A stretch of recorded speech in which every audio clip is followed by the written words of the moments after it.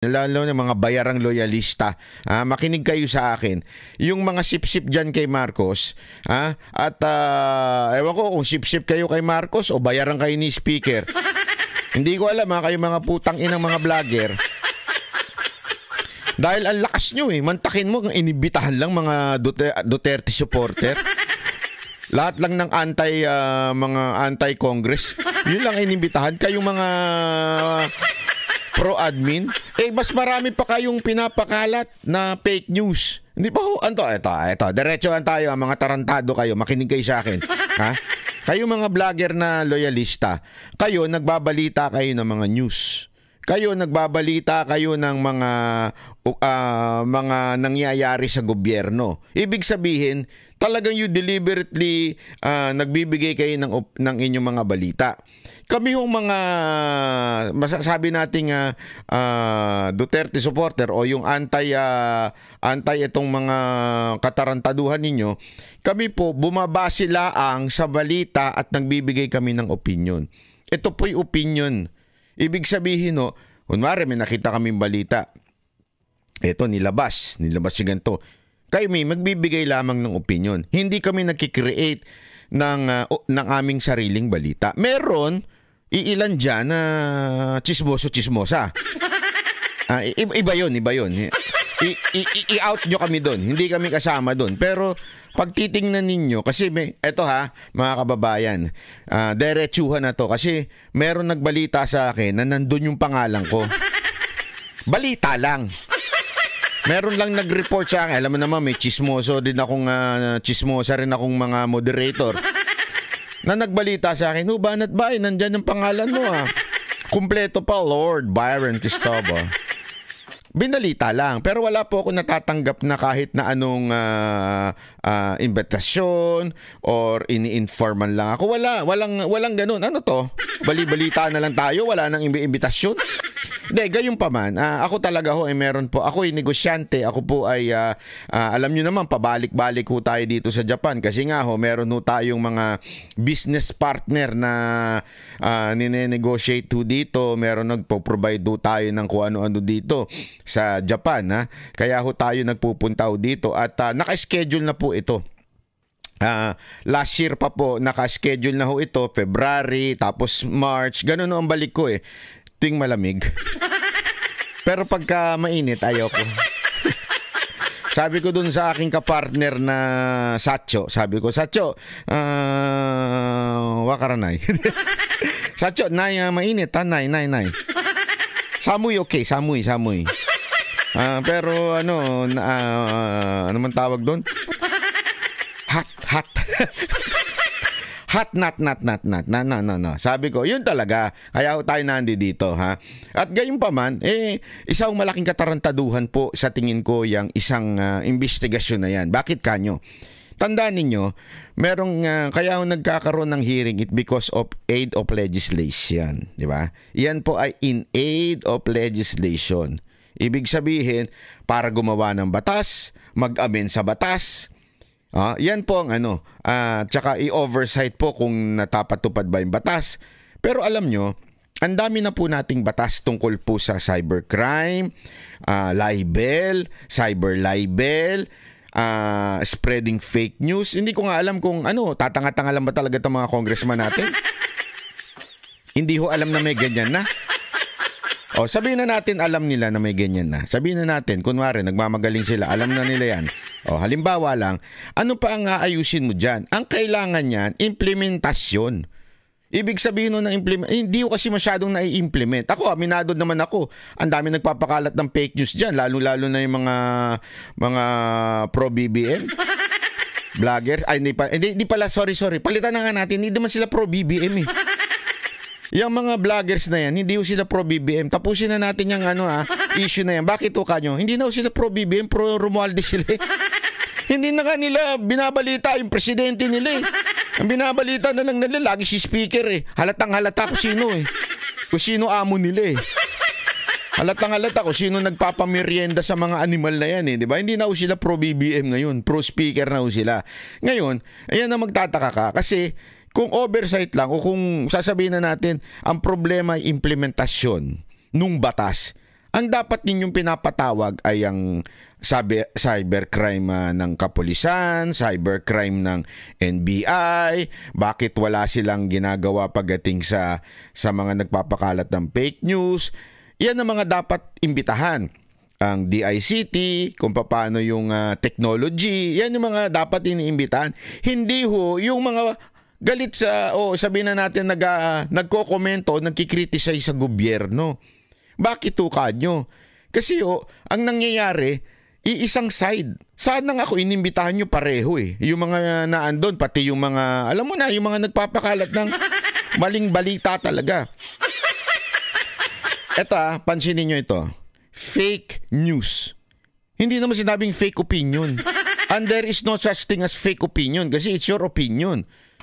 Fake news. Hindi naman po ang mga nakikriticize sa gobyerno, kinikriticize lang nila according to what the government is doing. It is not because na nag-iimbento sila, gumagawa sila ng istorya. Meron lang iilan-ilan. Naintindihan ko yun. Yun ang dapat talagang kasuhan ninyo. Hindi nyo na nga dapat ipatawag. Pag meron nagpakalat ng fake news, demanda nyo na. I-libel nyo na. Tapos na ang usapan. Hindi na yung papatawag pa. Oy, ikaw, tinawag mo daw akong committee. Bakit mo ako pinagtatawa ng committee? Ha? At saka, ba't ang tawag mo sa akin Dan Fernandez? Ang pangalan ko, Dan Fernandez. Oo nga sir, Dan Fernandez. Oo nga, ba't mo ako tinatawag ng Dan Fernandez? Dan Fernandez pangalan ko.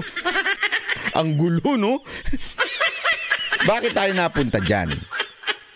Kasi nga ito ang problema. Konektado po ito sa sinabi ng isa sa mga magagaling na kahit nasa kabilang kulay ho ito kahit nasa kabilang partido ho, sabi nasa kabilang political po itong tao na ito po yung magaling talaga, matalino po talaga ito. At may nireklamo po siya sa hindi pagtupad ng trabaho ng isang speaker. 'Di ba? Yun po ang problema. Ang dami ninyong focus kayo sa impeachment, focus kayo sa Quadcom, focus kay Duterte, EJK, Pogo, now vlogger. You're spending too much money doon sa mga bagay na hindi nyo naman din na-resolve. Wala rin naman kayong ginawa. Ito, may desisyon na ang COMELEC. May desisyon na ang COMELEC. Bakit hindi ninyo sundin? Bakit hindi ninyo ito ang pag-aksayan ng panahon? Bakit hindi ito ang focus ng gobyerno natin sa Kamara? Bakit ang focus yung batikusin natin, siraan natin, ilaglag natin, padapain natin ang mga kalaban? Hindi yun ang focus. Dapat ang focus, gawin natin ang trabaho natin. At ito, isa sa mga trabaho, Mr. Speaker. Makinig ka. Pakinggan nga natin itong si Madam Attorney Rowena Guanzon. Ito. Pakinggan. Hanggang ngayon ay wala pa rin kinatawan sa Kamara ang isang party list na nagre-representa sa mga taong may kapansanan. Ito ay sa kabila ng kahit pasok na ito sa COMELEC noon pang nakaraang taon. Dahil dyan, napilitan ang grupo na dumalog sa Korte Suprema para ihain ang kanilang petisyon laban kay House Speaker Martin Romualdez. Si Margot Gonzalez para sa balita. Hindi pa rin umano nanunumpa at nakaupo sa Kamara ang representante ng Komunidad ng Pamilya Pasyente at Persons with Disabilities o P3PWD Party List na si Maria Camille Ilagan. Matatanda na nagsumite ng bagong listahan ng mga nominee ang P3PWD sa Commission on Elections sa COMELEC kasunod ng kautusan ng Korte Suprema. Ito'y matapos itong tuluyang hindi pinahintulutan si Guanzon na kumatawan sa partido sa pamamagitan ng substitusyon. Sa bagong listahan, first nominee si Ilagan at siya agad na naiproklama ng COMELEC noong Disyembre ng nakaraang. Kasi ito, grabe mag-criticize ito si Ma'am Rowena Guanzon .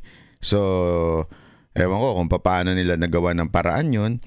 Tinanggal nila bilang first nominee ng party list dahil then eventually na the decision ng Supreme Court na sige, alisin. So, matik yun. Angat yung mga second nominee, third nominee. So, isusumite mo ngayon yun.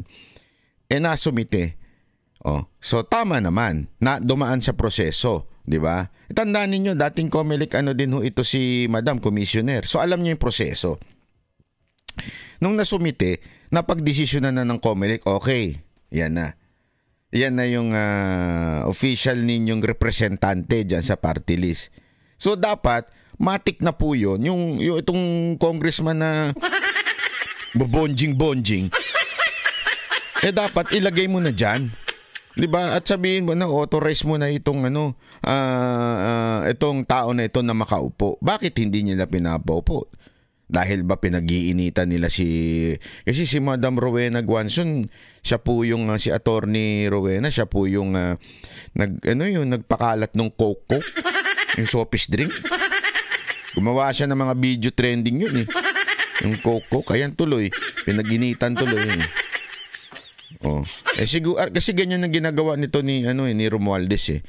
Pagka nakakakita siya ng kalaban, ibabagsak niya. Tapos sasabihin niya ngayon sa pinsan niya, insan, ako na yumari hindi, yun, invento lang yun. Hindi ko po yung sinabing nangyayari yun Malamang nangyayari. Pero hindi ko sinasabing nangyari. Okay? So, it's not a fact, it's just my opinion in saying na baka ganun ang ginagawa nito. Tama, mali. Di ba? Tuloy natin. Taon. Pero base kay Guanzon, hanggang ngayon ay hindi pa rin daw nakakapanumpa sa Kamara si Ilagan. Nagbigay ito ng daan para sa paghain nila ng petition for mandamus sa Korte Suprema laban kay House Speaker Martin Romualdez. Ang inahabol ng kampo ay may sagawang oath-taking bago mag-recess ang Kamara ngayong linggo. Despite having taken her valid oath before a judge, the Speaker of the House has repeatedly refused. Naku, si Attorney Sherlyn Fernandez Huwag kang tatabi kay Dan Fernandez Mababago yung apelido. Baka maging Fernandez yan. To schedule and administer the ceremonial oath required under the House rules, thereby preventing Ms. Ilagan from formally assuming her legislative duties. This petition for mandamus, we urgently ask the Supreme Court to compel the Speaker to immediately schedule and administer Ms. Ilagan's oath. We likewise challenge the provisions in the House of Representatives internal rules that grants the Speaker qualified representative. Grabe, matatapos na yung Congress, di pa pinaupo. Hindi totoo. Isipin mo magbe-break na kasi nga para sa kampanya. Matatapos na sila eh. Tapos hindi pa man lang ito pinaupo kahit sandali. Pambira ka naman, Speaker, panayang kuya. Anong ginagawa mo? Tatamad-tamad ka dyan. Anong ginagawa mo dyan? Puro ka pa-cute, puro ka puro ka ganun. Dapat nga inaano mo na ng representante ito kasi parang ganun-ganun ka lang dyan. That grants the Speaker unchecked power to block an otherwise qualified representative's induction. Ayon kay Guanzon, pabalik-balik na si Ilagan sa House of Representatives at naisumite na rin nila ang lahat ng dokumento, kabilang na ang certification of proclamation ng COMELEC. Pero bigo pa rin sila makakuha ng sagot. Tagal na po niyang balik-balik doon sa House of Reps since December 9 hanggang December 18 na magkaharap na silang nakaupo siya, harap niya na ang Speaker ay nag-adjourn na lamang pang Pasko na hindi po siya nabigyang pansin kami. Pinapanalangin po namin sa P3PWD na ang Speaker ay magiging modelo naman po ng demokrasya. Naku po, ma-attorney. Malabo yan. Demokrasya ba ka mo, madam? Mapakalabo niyan, Attorney Guanzon. Demokrasya ba yung takutin itong mga vloggers na lumalaban at nagkikriticize sa kanila? Hindi ho, wala, malayo. Tsaka kita nyo naman yung mga kaaway, mga kalaban sa politika tulad ni Congressman Tebes, di ba sinipa? Sinipa ho. Mga katulad ho ni pinag-initan, katulad ho ni BP Sara Duterte, ni Pastor Kibuloy. Basta alam niya makakalaban niya, wala talaga. Grabe ho, hindi walang demokrasya dito sa mama na to. Ang meron lang dito sa mama na to, alam nyo Kasi hindi naman pwede itong lalo na ang P3 ng tao. May Supreme Court decision na, may proclamation na sa COMELEC, may oath na for a judge, ay hindi pa rin kami mapaupo. Grabe talaga. Ibig ko bang sabihin nun, ay pwedeng ma-veto pala ng speaker ang eleksyon. Yun, antindi nun ha. May sariling power ang speaker. Mantakin mo, ito antindi nito. Mantakin mo ha, nagpakahirap ang mga tao na, lalo na yung mga congressman, pati party list. Ubus pera yan, hindi hubiro ang ano dyan. Bawat barangay dyan. Engi.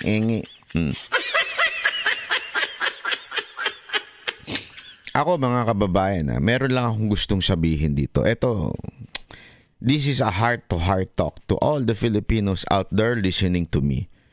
Yung mga tricycle driver, marami daw po kasi nakikinig sa akin, mga tricycle driver, lolo't lola, mga kababayan natin. Ganito lang yan. Kasi may narinig akong nalulungkot ako eh. Nalulungkot talaga ako. Kaya kwento sa akin si Madam Mocha. Sabi niya, alam mo, tindi talaga. Tindi ng labanan. Konsehal pa lang, ang tindi na. Mayroong mga kagawad dyan, tsaka mga barangay captain. May sarili-sarili na inaalagaan ng mga congressman, ng mga konsehal. Tapos, magastos, sabi niya. Pag hindi ka hawak, o pag hindi ka, alam mo na, nagpaayuda, iuutos niya ngayon sa mga tao na wag iboto. Hindi ka kakargahin, hindi ka bibit-bitin. Sabi ko kay Mocha, grabe naman. No wonder talaga this country is so corrupt to its core. Kasi doon pa lang sa ilalim, napaka-corrupt na. Whether you like it or not mga kababayan, tamaan na ho yung mga ibang kagawad dito at mga ilang mga barangay captain dito. Kayo nagrereklamo kayo kasi corrupt ang mga politician, mga government official natin. Pero alam nyo, sa inyo nagsisimulang korupsyon eh. Sa totoo lang. Bakit? Kayo ang nag-uutos sa mga tao na, uy, boto nyo ito kasi ito, atin to. Kasi naaabutan kayo. Kaya nyo uutusan yung mga tao na iboto ito. Alam mo naman yung mga tao minsan, o ano yung sabi ni kapitan, o ano yung sabi ni kagawad, yun ang daw iboto natin para hindi tayo maipit dito. O, mantakin mo. Doon pa lang bibigyan kayo ng ganitong amount. Ang ibibigay nyo lang, 1/4 doon sa ibinigay sa inyo. Bibigay nyo sa mga tao para iboto yung nagbigay sa inyo is 1/4 lang. Kung doon pa lang po corrupt na ho tayo, anong ini-expect din yung mailagay dyan? Di ba mga corrupt din? Kasi nagpa-corrupt kayo doon sa tao na yun. Kasi alam mo ito, bakit hindi na nanalo ang mga magagaling na kandidato? Bakit paulit-ulit na lang? Alam natin, mga kababayan, magising na ho kayo. Ito, seryosong usapan na to. Magising naman ang putang ina kayo. Pasensya na Nagagalit ako dito eh. Gusto natin magbago ang bayan natin. Gusto natin maayos ang bayan natin. Pero tayo bilang botante, nagpapalagay. Kung sino yung sinabi ni kapitan, sino yung sinabi ni kagawad, yun ang iboboto natin. Kung kanino tayo nakatanggap, yun ang iboboto natin. Tapos magrereklamo ka, kurap ang gobyerno. Gago ka pala eh. Ikaw ang naglagay dyan kasi nagpakurap ka. Tama mali. Ikaw ang naglagay dyan. Sa tingin mo, saan galing yung perang ibinigay sa'yo? Korupsyon. Kaya pansinin ninyo, may lumalapit kay BP Sara Duterte, pasensya ka na Magkaalyado tayo dati Wala kang atraso sa akin pero kailangan ka namin banatan kasi kailangan namin ng budget. Doon pa lang Sinisira ng katotohanan dahil lang kailangan nila ang budget at proyekto na manggagaling sa kanilang amo. Tapos ano nangyayari? Sa baba, ipamimigay nila ngayon, imumudmud nila ngayon siya kay kapitan, kay kagawad. Kasi si kapitan kailangan din na mailagay sa posisyon. Kailangan din may balik doon. So gagamitin din niya yung pera na yun o yung ayuda na yun, ibibigay sa tao. Diba? Ito. Para happy tayo lahat. Ito yung pera, bigay sa'yo, bigay sa'yo, bigay sa'yo, bigay sa'yo. Ito boboto natin para sa susunod na eleksyon, ako naman ang tutulungan ni ganito. yung mahahalal na congressman, no? Doon pa lang, simula pa lang sa mababa, corrupt na. Anong mangyayari sa atin hanggang sa kataas-taas? Magtatanong ka ngayon, bakit pa ulit-ulit na lang ang nangyayari sa bayan natin? Bakit walang ang problema natin hindi na naaayos hindi na ho ba tayo nahihiya, mga kababayan? Tayo ang isa sa pinakakurap na bansa sa buong mundo. Tayo, Pilipinas. Pero ikaw mismo ay kurap. Ikaw mismo nagpapalagay. Ikaw mismo ang naglalagay diyan sa mga opisyal na yan. Seryoso to, mga kababayan, ha? Kaya kayong mga nanonood sa akin, magpipisball, mag-security guard, mga kababayan natin dyan, kung napapakinggan nyo ito, sana naman tanggapin nyo yung pera. Gago, no? Hindi, sana naman tanggapin nyo yung pera, pero iboto nyo yun talagang sa tingin nyo mag-aayos ng bayan nyo. Di naman nila makikita yun. Hindi, totoo po. Yung mga senador, panoorin nyo yung mga lahat ng mga nakikita nyo debate, lahat ng mga nakikita ninyong talakayan, interview ng mga senador, interview ng mga congressman, interview ng mga mayor, interview ng mga konsihal. Lahat po yan. Panoorin ninyo, alamin nyo kung sino yung, ito, okay ito. Maganda talaga ang plataforma niya, may naayos niya itong bayan. Na ito yung mga nagawa niya nung nakaupo siya.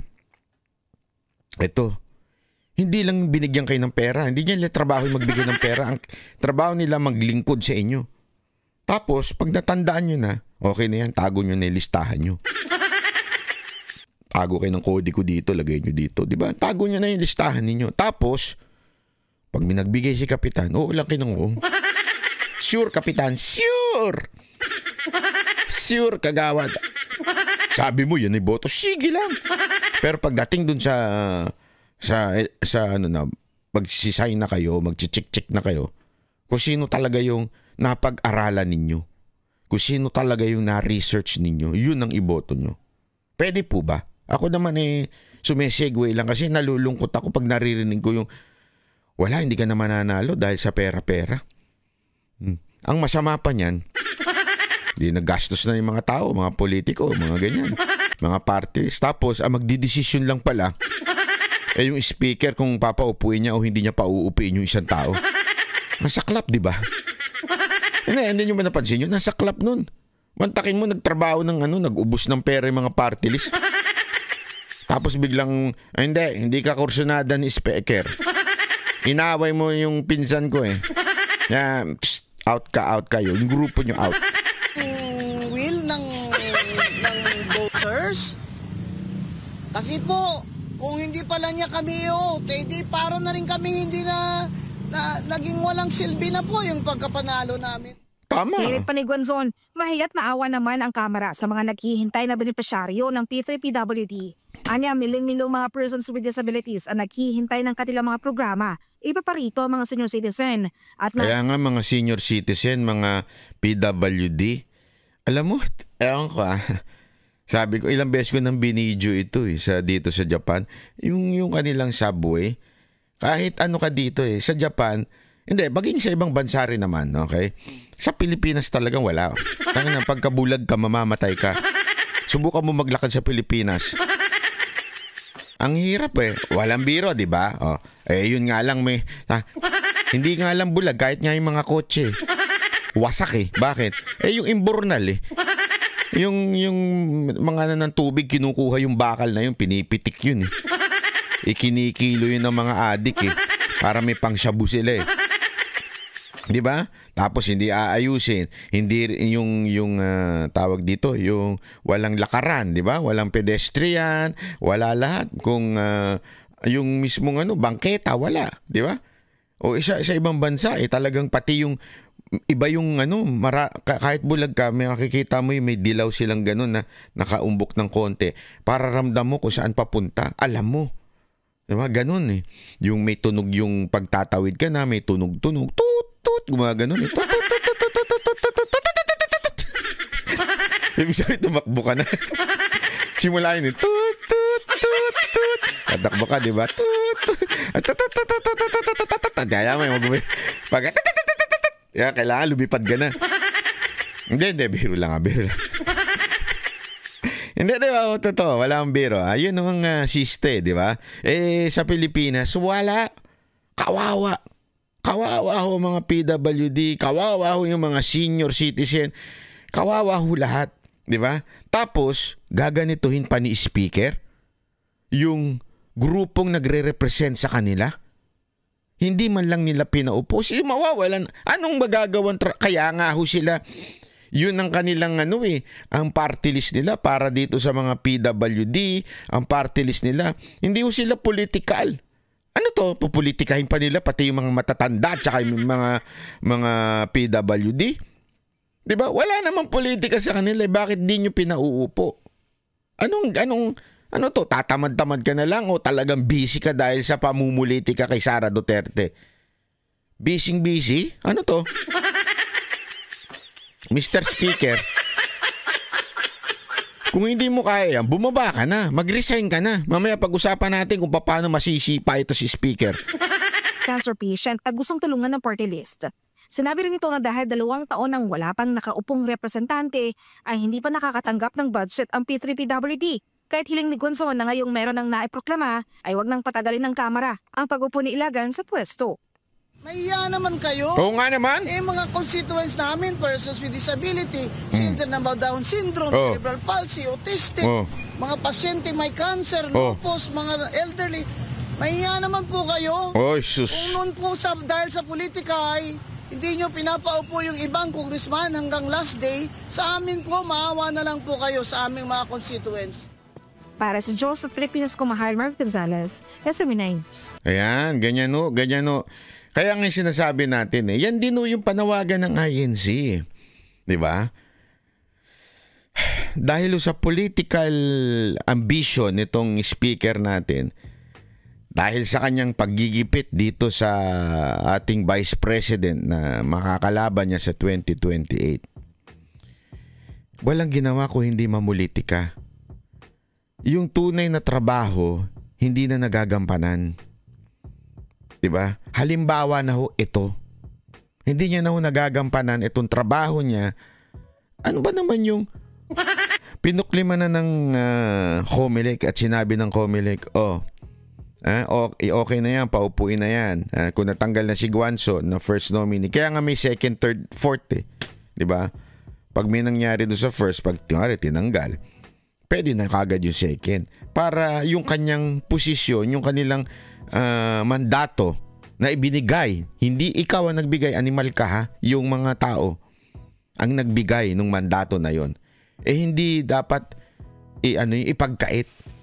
Dahil tao ang nagdidesisyon kung sino dapat iupo dyan. At yan ang binigay ng, kaya nga ang binoboto sa party list alam niyo ba ito? Hindi nga sila kandidato Nominee ang tawag sa kanila. Hindi ko silang pinakakandidato. Ang pinakakandidato dyan yung party list. Yung ipinaglalaban ng party list. Nagkataon lang, katulad ng One Rider party list, na yung kanilang first nominee, supposedly pinaglalaban sana nila yung mga rider. Walang ginawa kung hindi mamulitika yung first nominee nila. Buti na lang naipasok pa si Busita. Si Busita, maayos. Pinaglalaban yung mga rider. Pero yung first nominee nila, walang kwenta. Ginamit lang si Busita. Pero ako, ayos ako kay Busita sa kanyang pinaglalaban. Shoot ako dun. Pero kaya nga sabi ko, lumayas ka na ng tuluyan dyan. Walang kwenta yung party list mo. Ginamit ka lang para talaga makaupo yung first nominee niya. Hanggang ngayon, nagpapagamit pa ho kayo, sir yun ang purpose ng party list para ho sa kanilang advokasya. So pag yan po ay hindi mo pinaupo yung kanilang mandato na pagsilbihan yung kanilang constituent, yung kanilang advokasya, mawawala ho. 'Di ba? Yun ang malungkot na katotohanan. Pambihira, patapos na itong Congress natin. Patapos na ho. Baka hindi na nga kayo umabot. Sana. Ano ho ba mga pwedeng gawin para ho matanggal ho itong si Romualdez?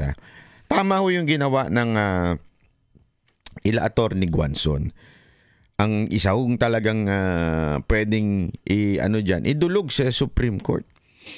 Ang pwede hong pumasok at magkaroon ng alam niyo yun, ng rules ang Supreme Court sabihin na o sa kanila hong sabihin na ito'y mandamus order, 'di ba? Can issue a mandamus order para sabihin na, oy, paupuin mo na yan. Ayan. Pag hindi pa sumunod, ang kapal ang buka mo. Ito to. Sana ho, let the Supreme Court rule. Sana. I think the Supreme Court will favor etong, kasi mantakin mo, nagdesisyon na ako, Milik. Di ba? Nagdesisyon na ako, Milik. O ito na ang kapalit. Ayaw pa upuin na speaker. Ano to? Ito ang pinakamalaking katarantaduhan sa... Hindi, aside from the budget.